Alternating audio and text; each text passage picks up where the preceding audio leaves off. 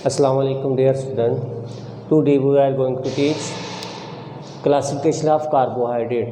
हमने क्या शुरू किया हुआ है, क्लासिफिकेशन ऑफ कार्बोहाइड्रेट शुरू किया था टॉपिक। तो इसमें हमने कल जो स्टडी किया था वो स्टडी किया गया था, कल हमने जो स्टडी किया था वो किया था मोनोसैकराइड्स। तो आज हमने जो डिस्कस करना है वो करना है एलिगोसैकराइड्स। ठीक है, कार्बोहाइड्रेट्स की जो सेकंड टाइप है वो है एलिगोसैकराइड। तो एलिगोसैकराइड की जो खसूसियात हैं, जो करैक्टर्स हैं, वो कौन कौन सी हैं? देखिए, सबसे पहले जो मैंने खसूसियत लिखी है वो है लेस स्वीट इन टेस्ट। कल हमने पढ़ा था कि जो मोनोसैकराइड होते हैं उनका जायका मीठा होता है, लेकिन इनका जायका थोड़ा कम मीठा होता है। ये कम मीठे होते हैं, इनमें मिठास कम होती है। सेकंड क्या है?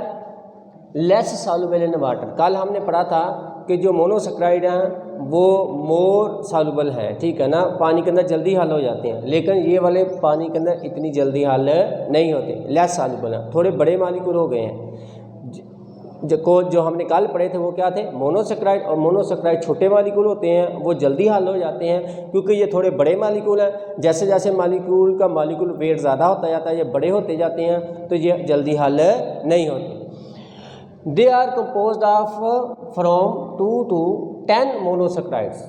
तो ये वाले जो एलिगोसैकराइड्स हैं ये 2 मोनोसैकराइड से मिलकर बने होते हैं। 3 से 4 से 5 से 6 7 8 9 या 10 मोनोसैकराइड अगर आपस में इकट्ठे हो जाते हैं तो क्या बन जाते हैं? एलिगोसैकराइड बन जाते हैं। जैसे कि हमने कल भी पढ़ा था कि अगर क्या हो कि ग्लूकोज के मॉलिक्यूल आपस में अटैच हो जाएं, एक ग्लूकोज का मॉलिक्यूल है, दूसरा, तीसरा, चौथा, 5 6 7 8 9 एंड 10। अगर 10 मॉलिक्यूल ग्लूकोज के आपस में अटैच हो गए मोनोसैकराइड के, तो ये क्या बन जाएगा? एलिगोसैकराइड बन जाएगा। इसी तरह अगर 6 अटैच हो जाएं, 5 अटैच हो जाएं, 2 अटैच हो जाएं, तो वो क्या बन जाएंगे? एलिगोसैकराइड। नेक्स्ट हम आते हैं, अगर हम इनको पानी के अंदर हल करें एलिगोसैकराइड को, क्योंकि ये मोनोसैकराइड से मिलकर बने होते हैं, इनका हाइड्रोलाइसिस करवाएं, यानी इनको पानी के अंदर हल करें। हाइड्रो मीन होता है वाटर और लाइसिस का मीन होता है ब्रेक डाउन, टूटना। जब ये पानी के अंदर इनको हल करते हैं तो पानी इनको तोड़ देता है, इनके मॉलिक्यूल्स को अलग अलग कर देता है, तो हमें मोनोसैकराइड हासिल होते हैं। कितने? 2 से 10। अगर डाइसैकराइड हमने पानी के अंदर हल किया है तो जब वो ब्रेक डाउन होगा तो उससे 2 मोनोसैकराइड बनेंगे, ठीक है। इसी तरह जब ट्राइसैकराइड को हम पानी के अंदर हाइड्रोलाइज करवाएंगे तो उससे 3, ट्राई मीन 3 मोनोसैकराइड उससे बनेंगे। उसके बाद हम आते हैं टेट्रा। अगर टेट्रासैकराइड हमने पानी के अंदर हल किया, हाइड्रोलाइज किया, तो उससे कितने बनेंगे? 4 मोनोसैकराइड बनेंगे। इन द सेम वे आगे लिखा है सो ऑन। इसी तरह अगर हम पेंटासैकराइड, ठीक है ना, हेक्सासैकराइड, हेप्टासैकराइड, ऑक्टासैकराइड, नैनोसैकराइड एंड डेकासैकराइड सभी को पानी के अंदर हल करेंगे तो सभी से इसी तरह से मोनोसैकराइड हमें हासिल होंगे, ठीक है। तो नेक्स्ट आते हैं एग्जाम्पल। यहाँ जो आपके सिलेबस में जो 3 इसने एग्जाम्पल्स मेंशन की हैं वो कौन कौन सी हैं? एक है माल्टोज। माल्टोज जो है ये डाइसैकराइड है, यानी 2 मोनोसैकराइड से मिलकर बना हुआ मॉलिक्यूल है, एलिगोसैकराइड है। ये किसके अंदर होता है? ये बीट शुगर के अंदर होता है। इसको बीट शुगर कहते हैं, यानी जिसे आपने सुना होगा चुकंदर, रेड कलर की होती है, ठीक ना, शलजम की तरह की, उसके अंदर वो भी मीठी मीठी होती है थोड़ी, लेकिन ज़्यादा मीठी नहीं होती, ठीक है ना। तो क्योंकि हमने लिखा लेस स्वीट होते हैं, तो ये जो माल्टोज है बीट शुगर के होती है। जो सुक्रोज है जिससे हम चीनी बनाते हैं, ठीक है ना, ये गन्ना का जो रस होता है, कैन शुगर, उसके अंदर सुक्रोज के मॉलिक्यूल पाए जाते हैं। जो लैक्टोज है, लैक्टोज किसके अंदर होती है? दूध के अंदर पाई। दूध भी थोड़ा थोड़ा मीठा होता है, ठीक है ना, उसके अंदर भी शुगर पाई जाती है, उसको हम क्या कहते हैं? लैक्टोज का नाम देते हैं। नेक्स्ट हम देखेंगे कि ये वाले जो हमने अभी मेंशन किए हैं तीनों एलिगोसैकराइड्स, इनमें सबसे जो इम्पोर्टेंट जो एलिगोसैकराइड्स हैं वो है डाइसैकराइड, यानी जो 2 मोनोसैकराइड से मिलकर बने होते हैं, ये सबसे इम्पोर्टेंट है। जो डाइसैकराइड हैं ये क्या है? सबसे इम्पोर्टेंट है। इसीलिए मैंने लिखा है फिजियोलॉजिकली इम्पोर्टेंट डाइसैकराइड। जो फिजिकली जानदार के जिस्म को बनाने वाले जो हैं, ठीक है ना, डाइसैकराइड सबसे ज़्यादा कौन कौन से अहम हैं, वो 3 हैं। इनमें से भी मोस्ट इम्पोर्टेंट कौन सा है, वो सुक्रोज है, जो आपकी किताब में मेंशन है। आपकी बुक में ये वाला डायग्राम मेंशन है, ये वाली मैंने खुद बनाई, ठीक है। तो देखें ये वाला जो माल्टोज है ये किस तरह बनता है। माल्टोज का मालिक्यूल, अगर कौन से मालिक्यूल आपस में अटैच हों, माल्टोज किस तरह बनता है, अगर एक ग्लूकोज का मालिक्यूल किसके साथ बॉन्ड बनाए, दूसरे ग्लूकोज के मालिक्यूल के साथ बॉन्ड बनाए, तो क्या बन जाता है, माल्टोज। ये मैंने दोनों ग्लूकोज के मालिक्यूल बनाए हैं। कल भी हमने देखा था कि ग्लूकोज के मालिक्यूल किस तरह से बनते हैं, ठीक है ना। जब पहले लीनियर शेप में होते हैं, उसके बाद जब इनको सोल्यूशन के अंदर हल करें पानी के अंदर, तो ये रिंग की शक्ल बना लेते हैं। तो मैंने आपको बताया था ये 6 कार्बन बनाते हैं। तो देखें ये है कार्बन नंबर 1, ये देखिए ये कार्बन 1 2 3 4 5 एंड 6 कार्बन, 6 कार्बन हैं, ठीक है ना। इनकी नंबरिंग क्या है, ये वाला कार्बन 1 है, ये 2 है, ये 3 है, ये 4 है, ये कार्बन 5 है और ये कार्बन क्या है 6।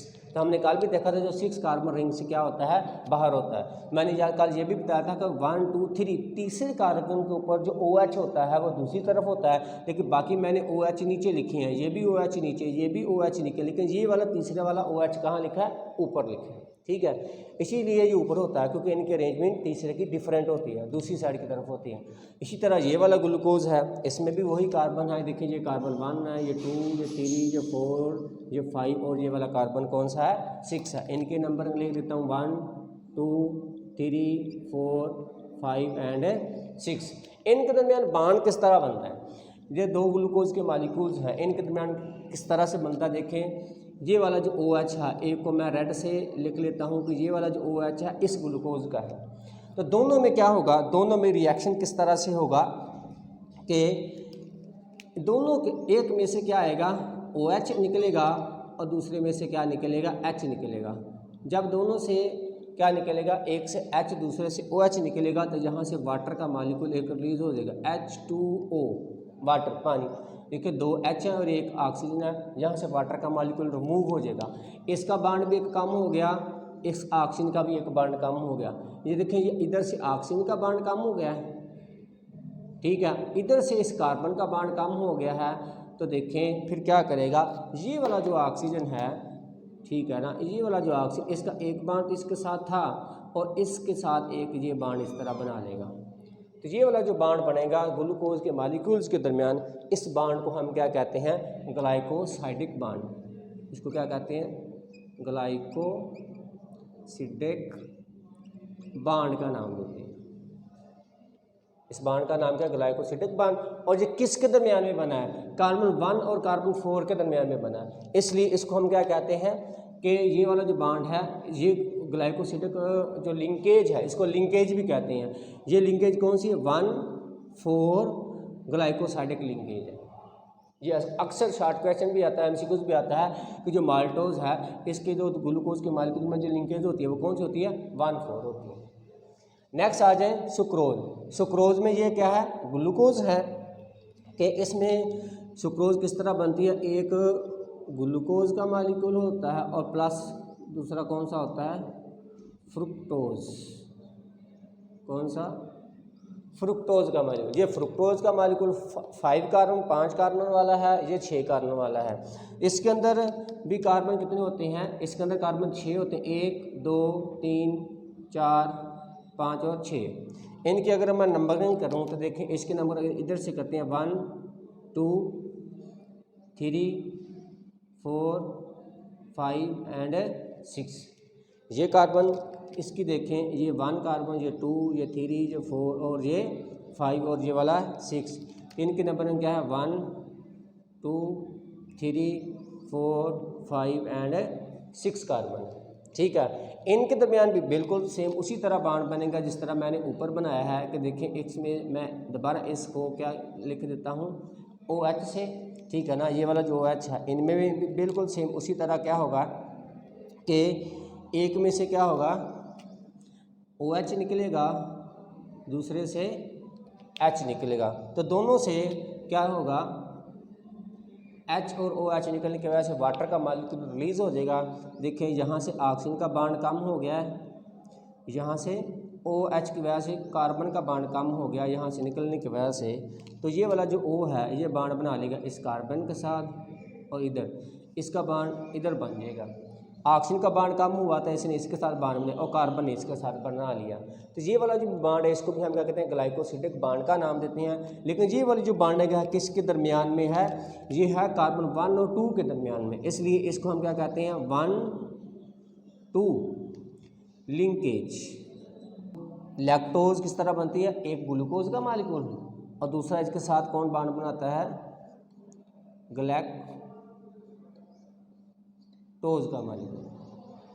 हाँ, ग्लूकोज और ग्लैक्टोज में क्या फ़र्क है, इनमें ये फ़र्क है कि देखो ग्लूकोज की मालिक्यूल जो मैंने इस तरह बनाया था HOH, तीसरे में HOH, बाकी सारे OH नीचे, देखें ये भी OH नीचे, ये भी OH नीचे, ये भी OH नीचे है, सिर्फ ये तीसरे कार्बन वाला OH कहाँ है, ऊपर है।